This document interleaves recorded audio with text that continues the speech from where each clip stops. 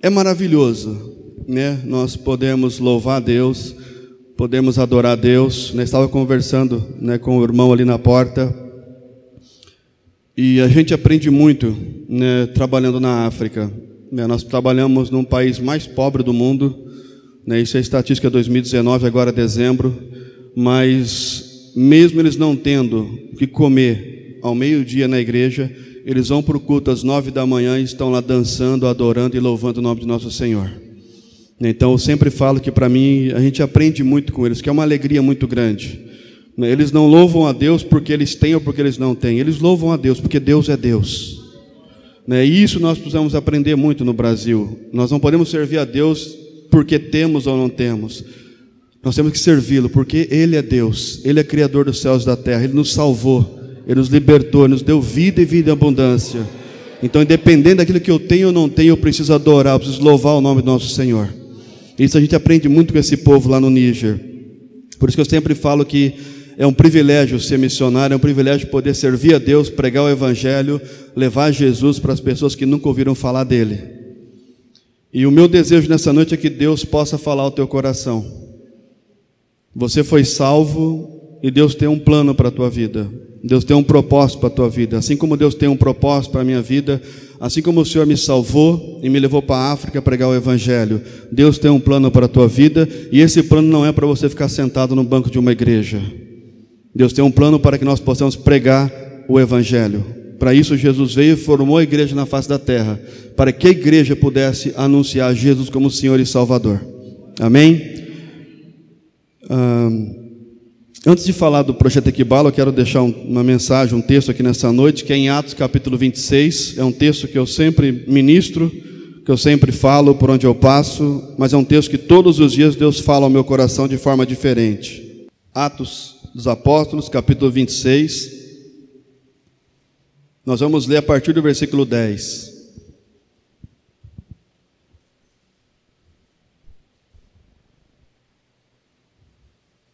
E assim procedi em Jerusalém, havendo recebido autorização dos principais sacerdotes, encerrei muito dos santos nas prisões, e contra estes dava o meu voto quando os matavam. Muitas vezes os castiguei por todas as sinagogas, obrigando-os até a blasfemar, e demasiadamente enfurecido contra eles, mesmo por cidades estranhas os perseguia. Com estes intuitos parti para Damasco, levando a autorização dos principais sacerdotes, e por eles comissionado. Ao meio-dia, ó rei, indo eu caminho fora, vi uma luz no céu, mais resplandecente que o sol, que brilhou ao redor de mim e dos que iam comigo. E caindo todos nós por terra, ouvi uma voz que me falava em língua hebraica: Saulo, Saulo, por que me persegues? Dura coisa recalcitrares contra os aguilhões. Então eu perguntei: quem és tu, Senhor? Ao que o Senhor respondeu: eu sou a Jesus quem tu persegues, mas levanta-te e firma-te sobre os teus pés, porque por isto te apareci, para te constituir ministro e testemunha, tanto das coisas em que me viste, como daquelas pelas quais te aparecerei ainda, livrando-te do povo e dos gentios, para os quais eu te envio, para lhe abrir os olhos e os converteres das trevas para a luz, da potestade de Satanás para Deus, a fim de que recebam eles remissão de pecados e herança entre os que são santificados pela fé em mim. Pelo que, ó rei Agripa, não fui desobediente à visão celestial, mas antes anunciei primeiramente aos de Damasco e em Jerusalém, por toda a região das Judeias, e aos gentios que se arrependessem e se convertessem a Deus, praticando obras dignas de arrependimento. Somente até aí. O texto que nós acabamos de ler é o testemunho de conversão do apóstolo Paulo. Nós vemos aqui o plano de Deus para a vida de Paulo. No livro de Atos dos Apóstolos, nós vamos ver que por 3 vezes é relatado a narrativa da conversão de Paulo. Em Atos 9, capítulo 1, versículo do 1 ao 15, Atos 22, versículo 1 a versículo 21, e Atos 26, versículo 1 ao versículo 20, que nós acabamos de ler a partir do versículo 10. E essas narrativas, nós vemos que ela é dividida em 4 partes. A primeira parte sempre vai mostrar Paulo como perseguidor, como o homem que perseguia a igreja de Jesus Cristo. Depois vai mostrar a conversão do apóstolo Paulo. Depois vai mostrar a missão, o plano de Deus para a vida do apóstolo Paulo. E por último mostra a obediência de Paulo em cima do chamado e do plano de Deus para a vida dele.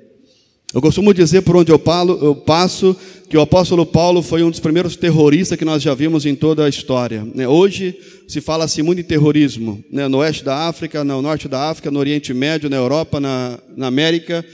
Nós temos visto por vários lugares a questão de terrorismo. Se fala muito de terrorista, mas Paulo ele era um terrorista. Paulo era alguém que perseguia a igreja de Jesus Cristo. Nós vemos isso em Atos capítulo 8, versículo 3, quando fala que Paulo, ele aterrorizava a igreja de Jesus daquela época. Mas o que me chama a atenção é que o nosso Deus, ele pode transformar a vida de todo tipo de pessoa. Quando o homem tem encontro com Jesus Cristo, a vida dele é transformada. Paulo era um terrorista. Paulo assolava a igreja de Jesus Cristo, a igreja primitiva. Nós vemos em Atos 8, capítulo 3. Mas a partir do momento que Paulo tem um encontro com Jesus Cristo, a sua vida é transformada. O que Paulo fazia, ele não faz mais. E ele começa a viver o plano de Deus para a vida dele. E o que me chama a atenção, quando nós estudamos a vida do apóstolo Paulo, é que viver na vontade de Deus não nos isenta a passar por dificuldades. Muitas vezes nós achamos que fazer a vontade de Deus, nós vamos viver numa boa.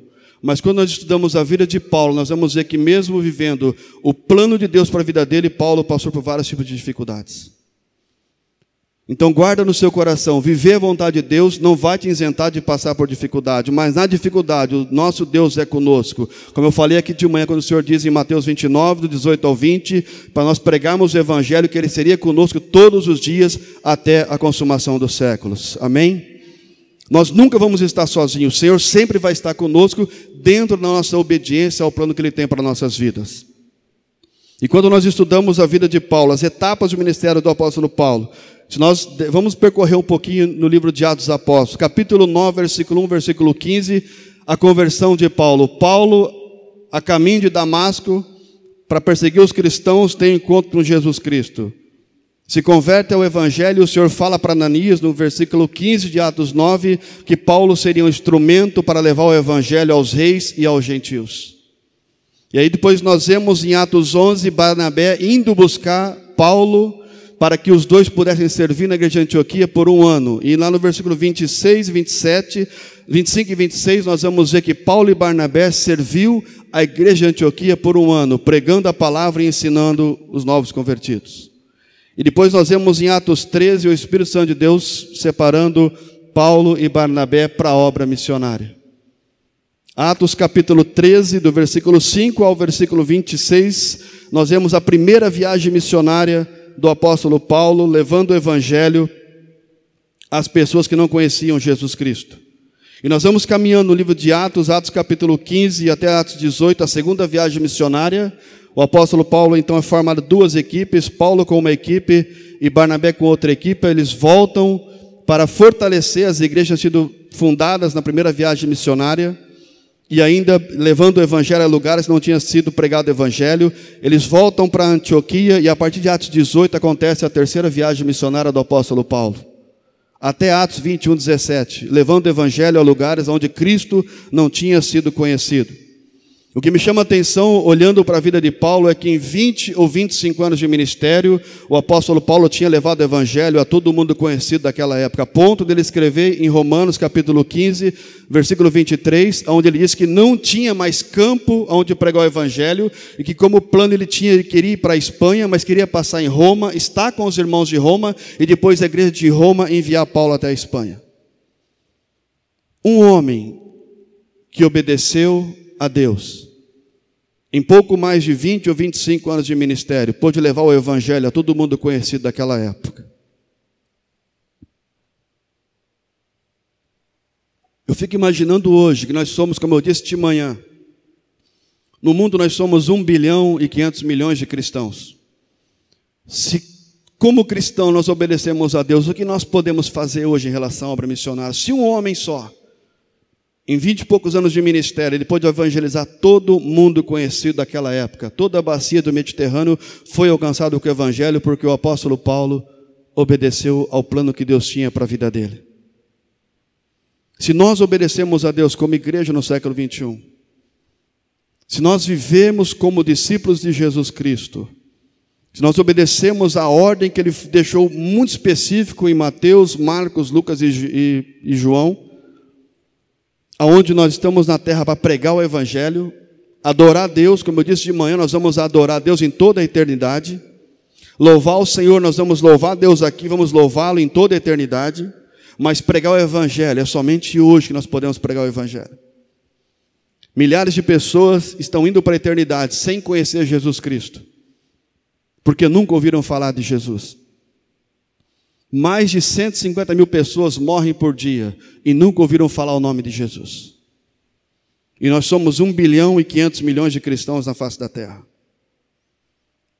Que como Paulo, nós como cristãos, como discípulos de Jesus, possamos obedecer a ordem de levar o evangelho a todas as nações da face da terra. Mas sabendo que viver a vontade de Deus não nos isenta a passar por dificuldade, não nos isenta de ser perseguido, mas lembrando que o Senhor é conosco, assim como esteve com o apóstolo Paulo. E lá em Atos 21, 33, o apóstolo Paulo, após voltar da sua terceira viagem missionária, é preso em Jerusalém. E nós vemos em Atos 23, 11, Paulo preso em Cesareia. A Bíblia fala que Jesus Cristo, Atos 23, 11, na noite seguinte o Senhor, pondo-se ao lado de Paulo, disse: coragem, pois do modo que me deste testemunho a meu respeito em Jerusalém, assim importa que também o faças em Roma. Eu fico imaginando o apóstolo Paulo na prisão, e Jesus se põe ao lado de Paulo, porque ele disse: eu estarei convosco todos os dias até com a consumação dos séculos. A promessa de estar conosco é para quem obedece o ide. Que nós vemos em Mateus 28, 19, ide e fazei discípulos de todas as nações, batizando em nome do Pai, do Filho e do Espírito Santo, ensinando a guardar todas as coisas que eu vos tenho dito. E então serei convosco todos os dias até a consumação dos séculos. O apóstolo Paulo, obedecendo o ide de Jesus, estava dentro de uma prisão. E a Bíblia ela é bem específica. E o Senhor, pondo-se ao lado de Paulo, disse: coragem. O Senhor não abandonou o apóstolo Paulo. O Senhor esteve com o apóstolo Paulo. E da mesma maneira o Senhor ele está conosco quando nós obedecemos a Ele, levando o Evangelho. Levando o Evangelho aqui no Rio de Janeiro, aqui em São Gonçalo, aqui no Brasil, ou até outro país ou povo não alcançado fora do Brasil. Mas nós precisamos ter a convicção de que nós somos salvos e Deus tem um plano em nossas vidas para pregarmos o Evangelho. Todos nós somos chamados a pregar o Evangelho, não é só o missionário, não é só o evangelista, não é só os pastores. Mas cada cristão nascido de novo, ele é luz e ele é sal do mundo. Mateus 5, 16 e 17. Você é luz, você é sal. Você pode abrir sua boca e Deus vai usar você para evangelizar. E o Senhor conta conosco como igreja dele na face da terra. E se nós estudarmos o texto a partir de Atos 23, nós vamos ver que o Senhor fala com o apóstolo Paulo, que da mesma maneira que ele deu testemunho em Jerusalém, ele vai dar testemunho em Roma, mas após o Senhor falar com ele, ainda Paulo permanece mais 2 anos preso em Cesareia. E somente após 2 anos, lá no versículo 27 de Atos 24, está dizendo: 2 anos mais tarde, Félix teve por sucessor Pôncio Festo, e querendo Félix assegurar o apoio dos judeus, manteve Paulo encarcerado. Então mesmo o Senhor falando com Paulo, ó, coragem, você vai chegar até Roma. Mas ainda assim Paulo permaneceu mais 2 anos preso em Cesareia. E depois da mudança de governo, o apóstolo Paulo ele é colocado num barco, num navio, em Atos 27, versículo 1. Começa a viagem do apóstolo Paulo de navio de Cesareia até Roma. E se você ler Atos 27, 28, você vai ver que em Atos 27, 27, mesmo passando 2 anos na prisão, a promessa de Deus é ele chegar até Roma. Eles é colocado como prisioneiro dentro do navio. Eles começam a atravessar o Mediterrâneo. E a Bíblia fala que em Atos 27, 27, que eles ficaram 14 noites em naufrágio no mar. Mas a promessa de Deus estava ali, e dentro do navio o Senhor vai lá e envia o anjo para encorajar o apóstolo Paulo. Porque Deus não abandona os seus em missão. O Senhor, Ele é conosco todos os dias até a consumação do século. Independente se você está na prisão ou não está na prisão, se você está em naufrágio ou você não está em naufrágio. Você pode estar perdido aos olhos humanos, mas o Senhor, Ele é com você onde você está. E o Senhor então fala com o apóstolo Paulo, eles descem numa ilha, e na ilha ainda o apóstolo Paulo é picado por uma serpente. E depois no finalzinho de Atos 28, o apóstolo Paulo chega até Roma, cumprindo aquilo que o Senhor tinha falado para ele. E quando nós começamos a estudar um pouco o ministério do apóstolo Paulo, quando Paulo escreve a carta ao 2 Coríntios, capítulo 11, versículo 24 a 29, nós vamos ver Paulo falando tudo aquilo que ele passou no ministério. Passou fome, passou sede, nudez, foi chicoteado, foi preso, teve naufrágio. Mas nada disso impediu Paulo de pregar o evangelho. A ponto dele dizer no texto que nós lemos, lá no versículo 19, pelo que, ó rei Agripa, não fui desobediente à visão celestial. Paulo teve todo tipo de perseguição, todo tipo de sofrimento, todo tipo de dificuldade, mas nada disso impediu Paulo de pregar o evangelho. Nada disso tirou a convicção de Paulo. Nada disso fez com que ele desanimasse e deixasse de cumprir o seu papel de levar o evangelho até os gentios. E a pergunta que eu faço para nós nessa noite: o que tem nos impedido de pregar o evangelho?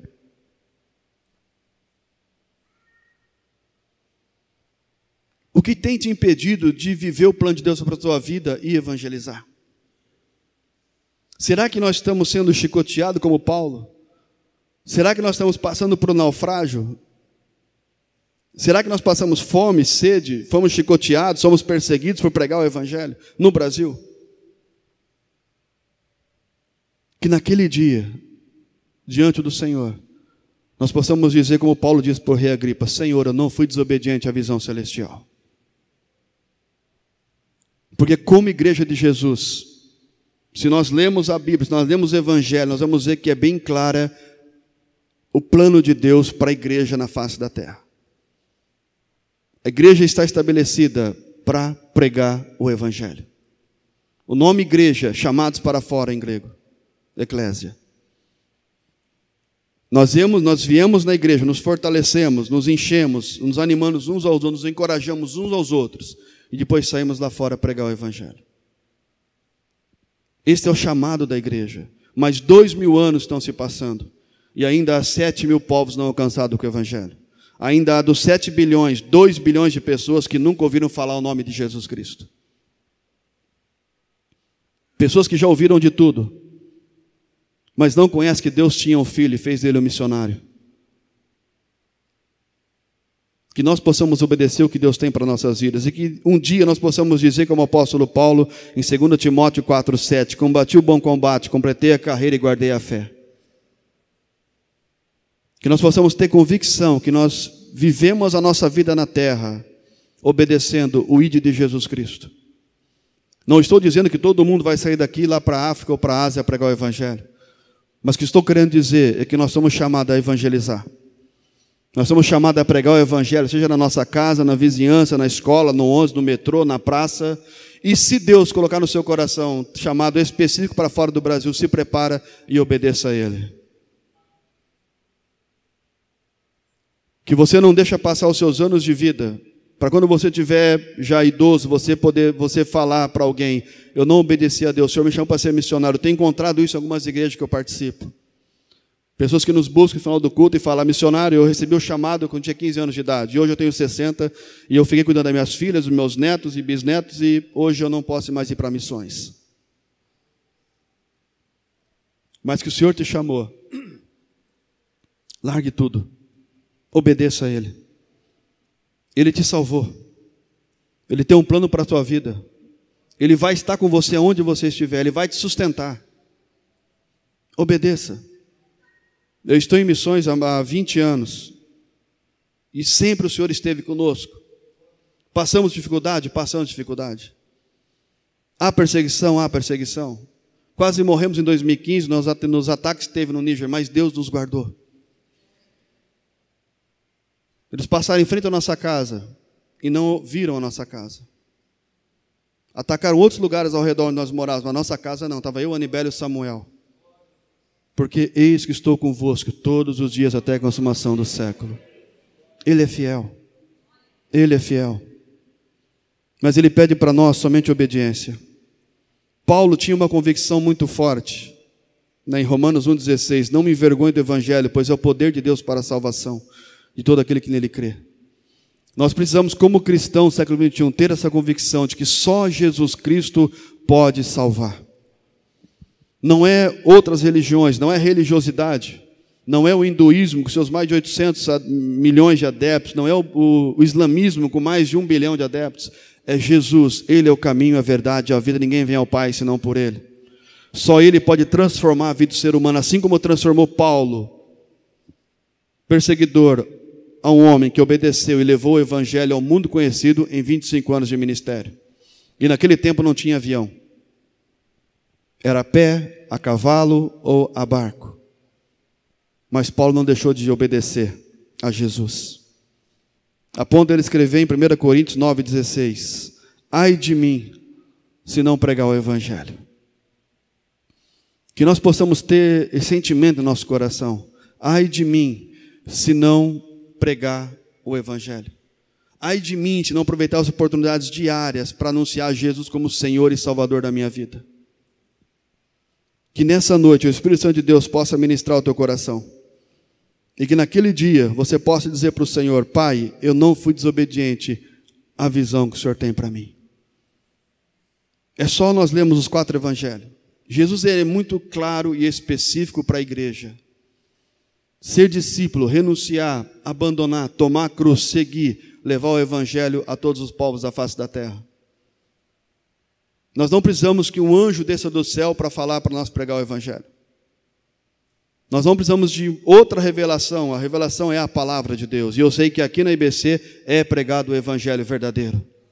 Então vocês têm conhecimento do plano de Deus em relação aos seres humanos na face da terra. Porque é uma igreja que prega a Bíblia. Agora cabe a nós, como cristãos, obedecermos ao ID de Jesus. E o meu desafio nessa noite é que se você tem um chamado missionário, se prepara. Se você tem algo, quando fala em missões, queima no seu coração, se prepare. Não deixe essa chama apagar.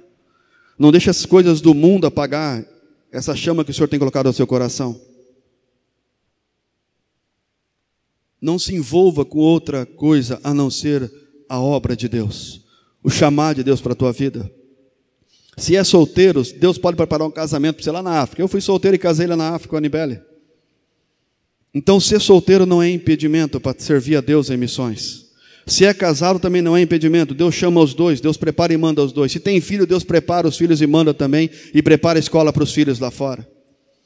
Se já é idoso, Deus vai cuidar de você lá fora também. Eu tive experiência de trabalhar com missionárias com 65 anos de idade, com vários tipos de doença, mas serviram a Deus conosco no norte de Burkina Faso, e Deus cuidou delas e tem cuidado delas até hoje.